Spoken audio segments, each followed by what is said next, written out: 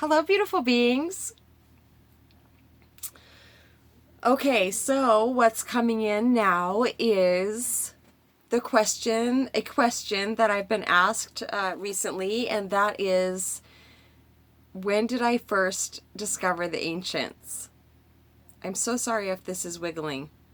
I'll try to stay really still. So, in my search to get away from my crazy loud mind that I used to have, I had heard that we all have guides. And so I did everything I possibly could to start accessing my guides. I was desperate to. I just knew it would help so much. So in 1996 or 98, I accessed my first guide, and his name is Sam. He's a Native American, and I used to go to him. He was in a white teepee, and he was my safe. Oh, no, Deuce. It's okay. He was my safe place.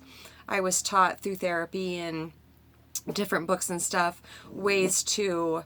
It was all still just thoughts, but replacing the bad thoughts with good thoughts brought a lot of relief. And accessing Sam when I was in major distress, mental distress, I would just call on Sam, and I would close my eyes, and he would be there, and he was always just in this beautiful outdoor setting, and he was inside this white teepee, and I would open the front flap, and I would look in there, and he would just be sitting there with his legs spread and his arms open, just emanating so much love.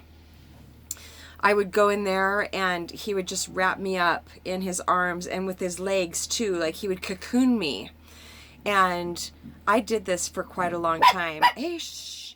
I had a dream about Sam once. He was up in the rafters of this room I was in, and I looked up, and I was just so happy to see him. Just pure undiluted joy. And he was reaching down out of the rafters, and he said, "Come on, let's go." And I almost touched his hand, and then I pulled away, and I said, "No, I can't leave my girls." I was raising 3 girls at the time. And the next day when I got up, I told my girls about it, and my oldest daughter was only 9 or 10 at the time, and she started crying. And I hadn't put it together yet, and she said, "Mama, I feel like if you would have taken his hand, you would have died in your sleep." Wow. Yeah, there could definitely be some truth to that. So I didn't go, obviously. So he was my first guide that I was aware of, and I went to him for several years.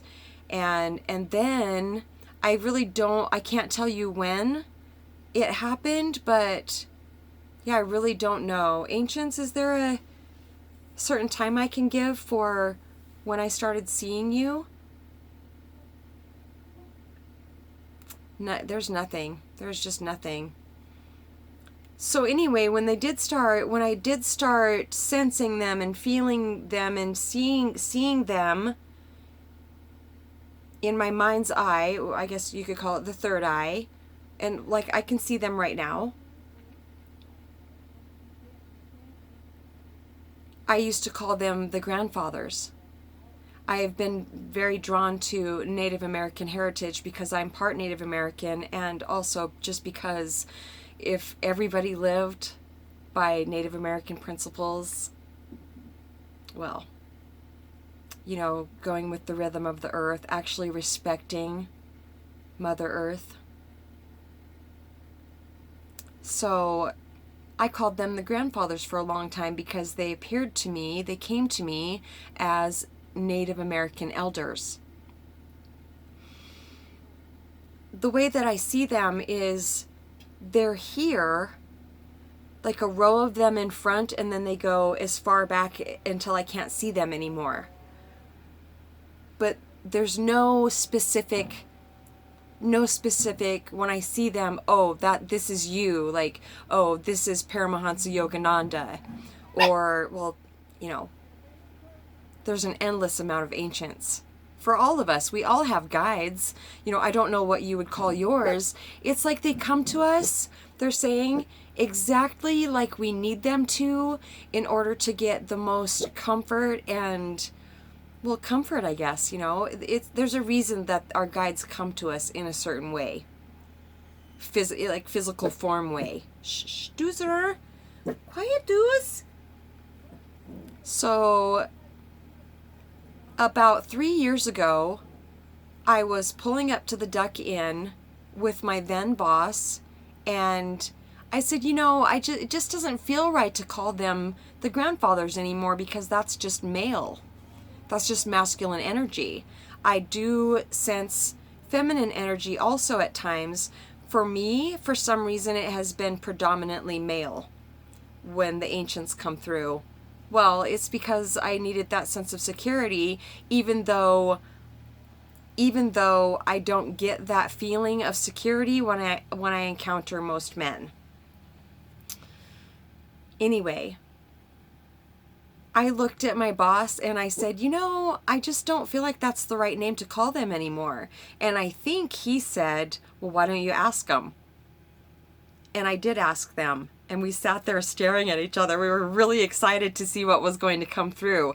Because I was starting to get really good at going, oh, wow, okay. They're talking to me right now. They're getting a message through. Well, it's channeling. So we're staring at each other, waiting to see what's going to come through. And all of a sudden it was, we are the ancients. Oh my gosh, it just took my breath away and I had full body chills, and he got teary. He got choked up, even though he didn't, he always tried not to show any of that kind of stuff. I'm intensely empathic, so I could feel it. Incredible. So they're the ancients to me. And our true nature is neither masculine or feminine. Is there anything else we want to say about you guys?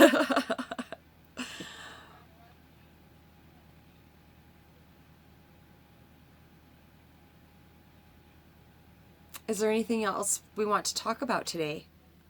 Oh my gosh. For the person that left me my most recent comment, it was on the video Just Be Yourself Part 1, for whoever wants to read this comment. Thank you. Thank you so much. It feels good to be seen. It's not imperative, but it feels really, really good. Let's see. Is there anything else?